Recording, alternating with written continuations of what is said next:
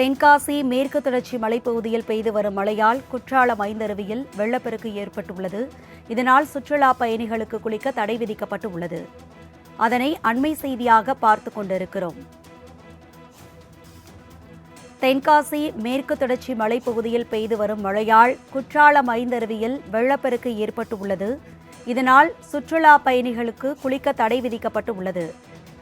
அண்மை செய்தியாக பார்த்துக் கொண்டிருக்கிறோம். விவரங்களை செய்தியாளர் கணேஷ்குமார் வழங்க கேட்கலாம். கணேஷ்குமார், விவரங்களை பகிர்ந்துக்குங்க. வணக்கம் அரசி.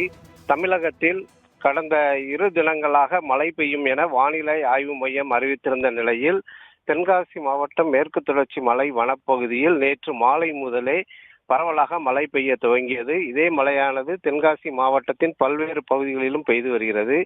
இந்த நிலையில் இன்று காலை முதல் மேற்கு தொடர்ச்சி வனப்பகுதியில் கனமழை பெய்ய தொடங்கியதால் குற்றாலம் மெயின் அருவி, ஐந்தருவி, பழைய குற்றால அருவிகளில் நீர்வரத்து அதிகரிக்க தொடங்கியது. இதனால் கோடை விடுமுறையை கொண்டாடுகின்ற வகையில் சுற்றுலா பயணிகள் காலை முதல் குளித்து மகிழ்ந்து வந்தனர். இந்த நிலையில் தற்போது ஐந்தருவியில் திடீரென காற்றாற்று வெள்ளப்பெருக்கு ஏற்பட்டுள்ளது. இதனால் சுற்றுலா பயணிகளின் பாதுகாப்பை கருத்தில் கொண்டு சுற்றுலா பயணிகள் குளிப்பதற்கு தடை விதிக்கப்பட்டுள்ளது.